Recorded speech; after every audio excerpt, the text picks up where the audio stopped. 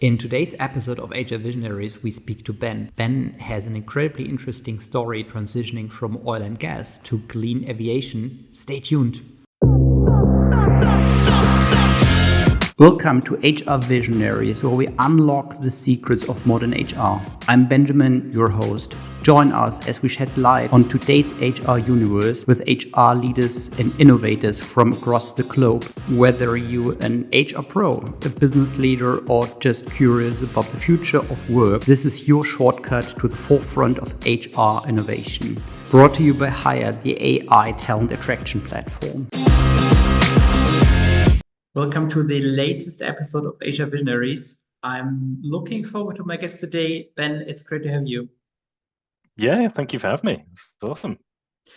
Ben, can you tell us in a few sentences, who are you? What do you do? So my name is Ben Gladston. I am head of TA for a company called ZeroAvia. I've been in recruitment for over 10 years. I started off in recruitment agency. So I used to do geophysics, geoscience, and geology recruitment in an agency dealing with all these sort of companies around the world, big oil and gas companies. I then moved in-house because I kind of felt like that's the way things are going, and it was very new. There was no ATSs, there was no recruitment systems. It was Excel spreadsheets. I worked for a large construction company called Kia, which is it's about 12,000 staff at the time. Then I think it's up to 24,000 now.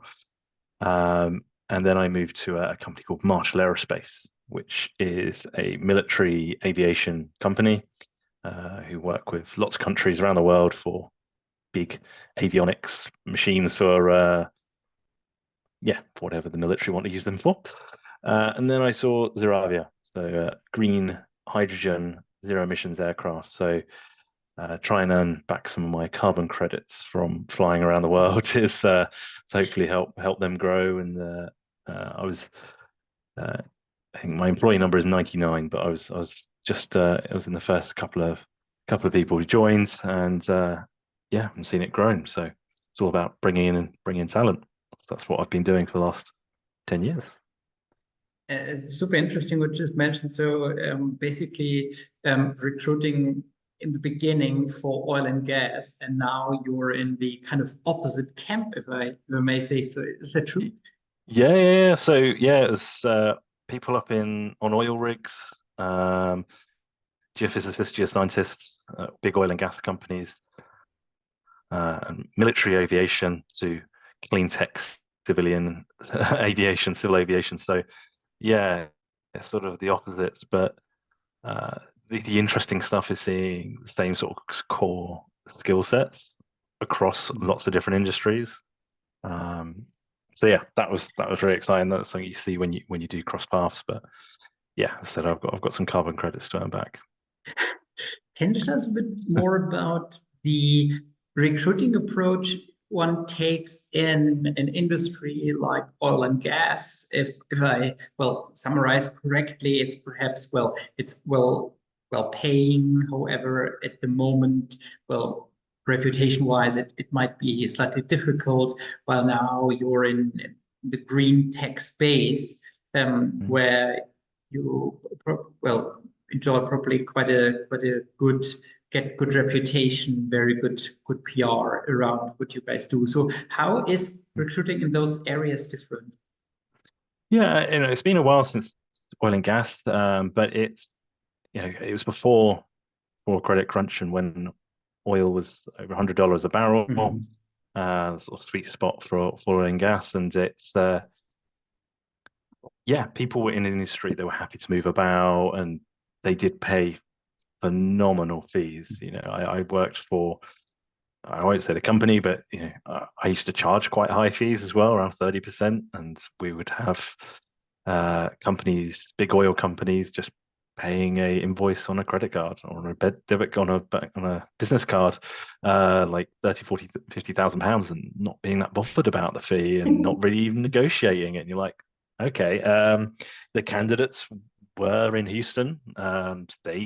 They are oil and gas, and they know it's inside out. And in Europe, I never really come across people who didn't want to work in the industry because it did pay good money.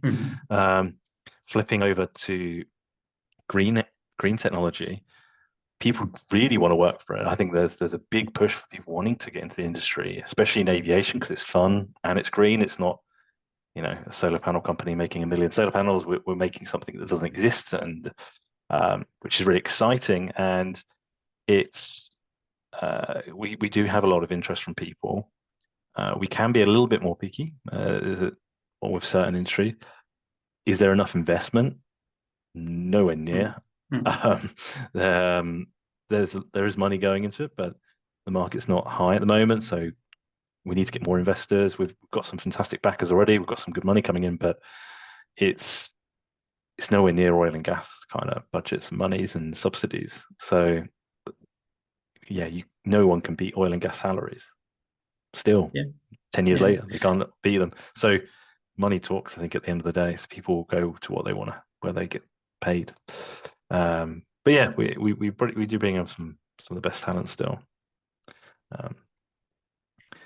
It's always a super exciting topic, right? So can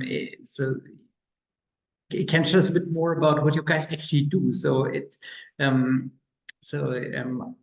hydrogen in the aerospace, it sounds pretty exciting. Yeah. So it's designing and implementing hydrogen fuel cell powertrains into new and existing aircraft, and yeah, it's never been done before. So it's a big challenge to try and find the people to do it. But I think we've sort of gone at it very open-minded and not purely aiming for aviation candidates. We have opened up to people who make Dyson or hair dryers, to people who make cars, and people who lots of different industries, but they need to have the passion and the high velocity to work for us, because aviation is generally a slow-paced industry, but we can't be slow-paced about this, mainly because the global warming situation is happening and we need to hurry up, and we also need to be the first in the air with this technology as well. So yeah, there's a fast pace of finding the best talent, not just bums on seats. And I think that's become the message around most of in-house recruitment, is really now just talk about quality of candidate rather than just fill a gap. And that's maybe the difference between in-house and agency recruitment as well. Can you tell us a bit more about how do you exactly communicate to potential candidates? Well, what you guys do as a company, what you guys do serves also a bigger purpose. So it's not just like, okay, you work for a company who sells whatever consumer good, but it's like being part of a transformation of an entire industry. And I think we all agree we want to still fly. So, and we need solutions for that.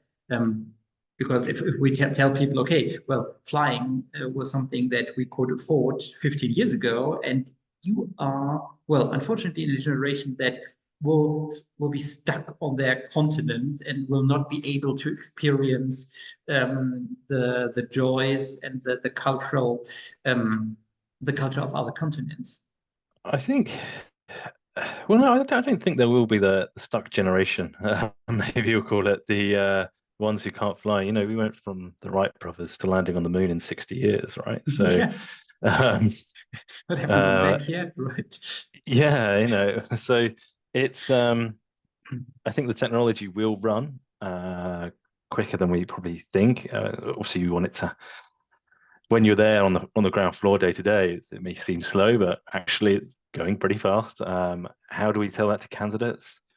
I think the nice thing that ZeroAvia did is we did invest in in-house recruiters pretty early, so we didn't rely on just chucking adverts out. Their CV looks fine. Let's interview them and get them in. Every single candidate is screened.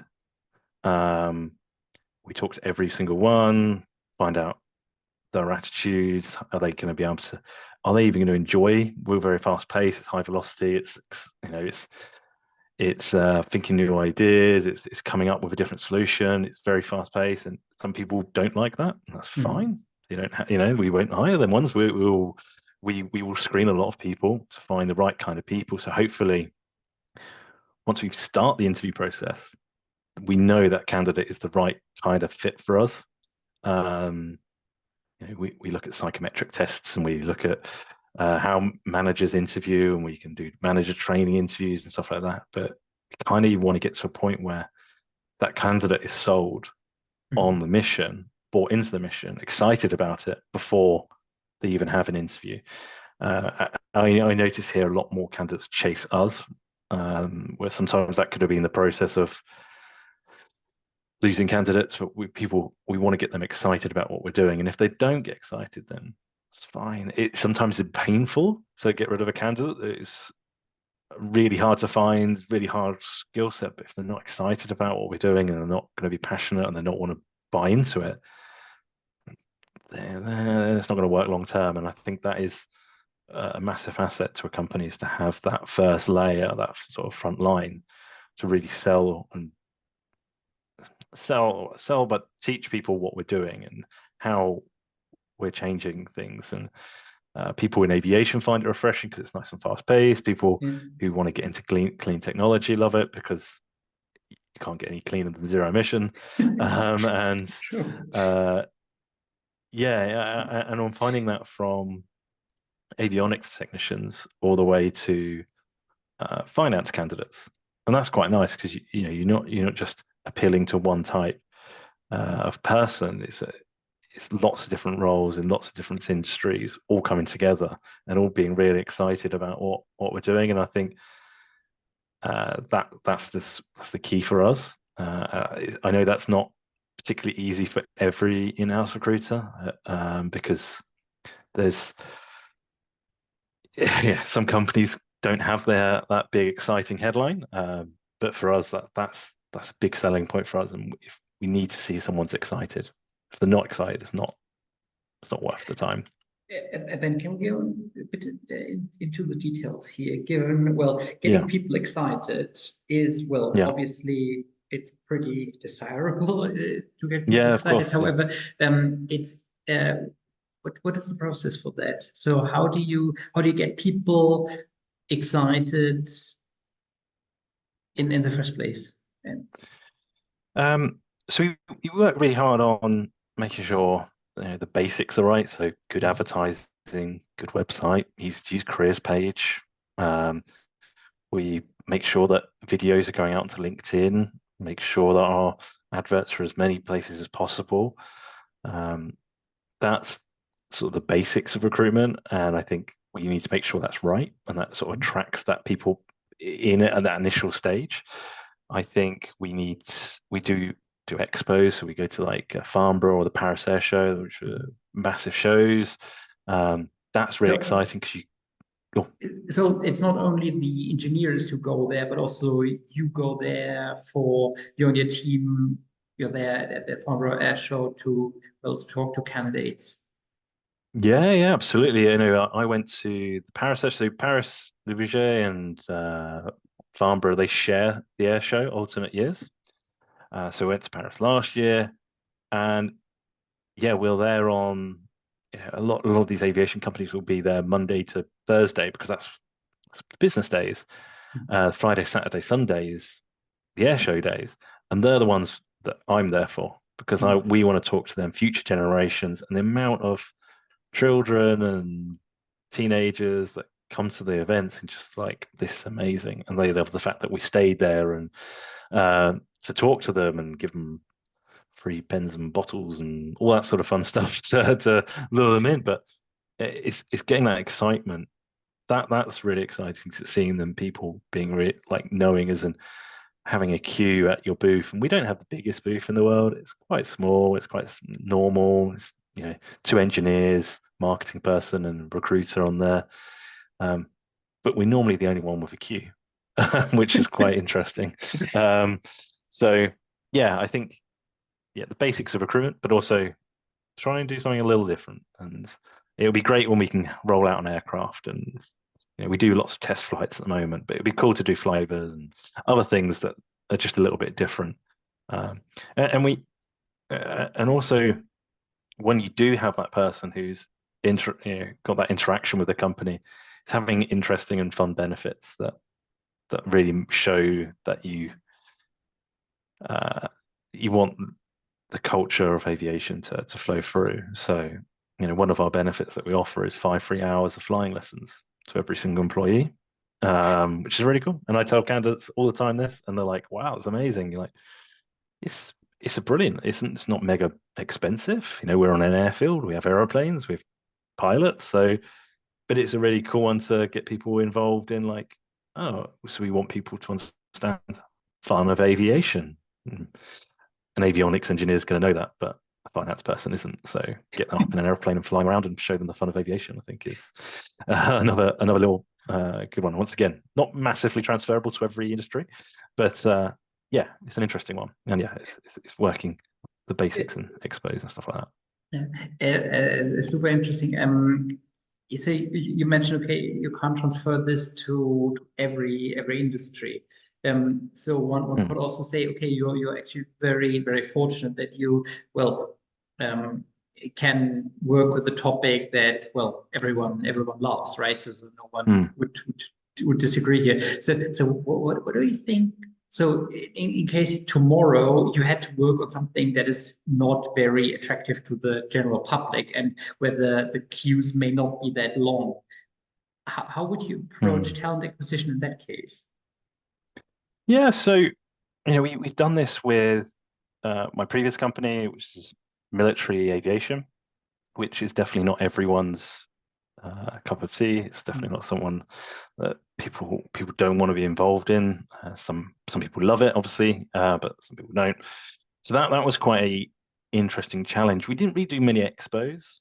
Then it was kind of talked about. We didn't really want to do that. So what benefits can we offer? You can be a lot more. We were a lot more fluid, like buying and selling holiday days and good pensions and those other different, just basically enhancing the standard benefits that someone might get normally. But it was working with. We have like sea cadets and air cadets in the UK.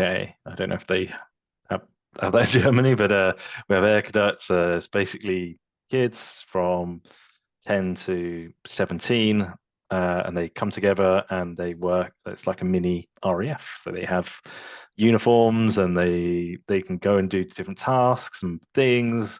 So you can have sea cadets and they'll go out and be like on boat. It sounds really weird now. I'm trying to describe it to someone who doesn't know what it is, but it's basically like scouts, but military scouts. I think over here in Germany we had our fair share with regards to kids in uniforms, and yeah. I think we're over that. Yeah, we did go. We liked our one, but yeah, we had that, and so we tried to link with them that community because obviously they know about military, they have an interest in it, and we used to have bringing in the air cadets, and they would walk around the hangars and do site tours. We would work with the community, and it became a thing where everyone in Cambridge knew them.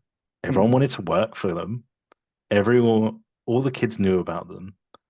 You talk to them and go, "Yeah, my dad and my granddad used to work here," and you're like, so it's harder to do, I think, on a big scale, but especially if you've got it in one city, you can really build out that brand, even if it is a controversial subject. And Cambridge is a very green eco city, and it had Extinction Rebellion and all them the other groups that used to come and visit us and tell us that they didn't like us with orange paint and things like that. But we had a really good community of people we did, were fans, and we tried to really build that up. And same with Kia, obviously, construction, housing can be really exciting. We went down into the tunnels and we used to say to people the benefits, and we used to once again bring school kids down into the Crossrail tunnels, which were really fun and exciting to see. But obviously they wouldn't be excited about going to see a housing estate being built. So it was kind of having to use our exciting bits to lure them. How do you wrap that into benefits? It's getting the kids involved and being, hey, we're going to do this and we're going to do different events. And I think you really do have to be quite imaginative. So I have worked for construction, aviation, military, and green tech. Green's a little bit more exciting and gets people involved. And yeah, we can do fun benefits like flying. We can kind of do that because we're not that big at the moment. We're growing. But yeah, it's just trying to find what's exciting about your company, and you must. Then every company has an exciting element or an interesting quirk that it can really sort of work on. So, and I work with quite a few networks. And we have this conversation all the time because I tell them about Flying Club, and then everyone's like, "Well, that's really cool, but we don't have anything." And I'm like, "But you make this really cool product, so wouldn't you share that with your candidates as well as your customers, or you have this really cool service? Why don't you link up with local communities to get them to be your biggest fans and share about it?" So sometimes it's not a direct benefit to that person in a contract offer, but it could be a benefit to the community to win over them candidates. So I think every company can do it. It's maybe just not as easy for every company. Indeed, and I'm wondering, Ben, so since, well, you're very attractive to candidates, so what keeps you busy as a talent acquisition expert then? So when people are lining up to work for you, so what's your so it's a kind of a, I guess, a luxury problem that people lining up. But so what keeps you busy? It's an interesting one because it really depends on the role. You know, if you're posting I was talking earlier to you, but a finance role. We're in the Cotswolds, so in the UK, we're in the Cotswolds and we're in London. If we put that finance role in the Cotswolds, we really wouldn't have many applicants, probably one or two. You launch that role in central London, you get 500-600. And it's so them roles are more just time consuming of really sifting down, lots of screening calls, once again, making sure that they've got the right attitude. And in London, I'm going to stick to finance ones. People want to work for the big banks, or they work for the big four, or they haven't really thought about working for an engineering company before. So you might have a lot of candidates, but you really need to screen them down to get the right mentality for that role. If I flip over to the other side of engineering roles, some engineering roles are widely available in the UK and might just take us a few weeks, but a majority of our roles really still don't get any applicants because there'll be hardware in the loop engineers, balance of plant engineers, liquid hydrogen engineer is a role that we're working on at the moment. Well, liquid hydrogen isn't a big market in the UK, if anywhere really. So we have to go out and that's where visas and international candidates have to come in because the talent isn't here. So it's attractive to people when we find them, but sometimes you've got to find them. So selling isn't a huge issue, but yeah, we're not inundated on every single role with applicants by any stretch. I think some roles, if we're looking for project manager, we will sift down and work and find the right person. If we're looking for a hardware in the loop engineer, we know they don't exist here really. We will do a search. We'll do a little search in Europe and globally, but we know the countries we need to go to bring that talent in. So there's still it's still a long process. I wish it was. Well, I don't actually. If we just got lots of candidates for every role, you kind of wouldn't need a recruitment team, right? So, or the perfect candidate apply every time anyway. We do have LinkedIn. We do a lot of searching. We do a lot of headhunting. There's 4 of us in our team, which is quite a good size recruitment team for where we're at. We're flat out trying to find very niche roles that don't necessarily exist in the Cotswolds. Well, I'm talking about finding people for niche roles in in small cities. Mm. How do you and your team then find the right people and get them to to the places where you need them, given Mm. it's a limited pool, I guess, if you're talking about very specialized roles. Yeah, To be yeah. honest, I didn't know there were actually hydrogen engineers. I didn't know that that's actually a title. So Yeah. There's more in Germany actually than the UK. Yeah, in parts of Europe, the hydrogen engineers, so Germany have got hydrogen railway infrastructure and things like that. So, um, yeah, liquid hydrogen engineer isn't there isn't any in the UK really. There might be a handful at some university somewhere, and if you know where they are, let me know. Um, but we search for them, but it's doing your research of who is working with liquid hydrogen, what countries are leading it, what countries have done well in it, how do we attract them people. So if we're trying to find a hardware and loop engineer, I know that the India's got it's got a really good talent pool for that. So we would go to India, we would find the candidates, but it's one thing once again finding that talent pool, but it's then screening them. Are they that right character? Are they right high velocity? Are they going to be excited about what we're doing? Are they interested about aviation? We need to sort of, okay, the skill tick, the high velocity tick.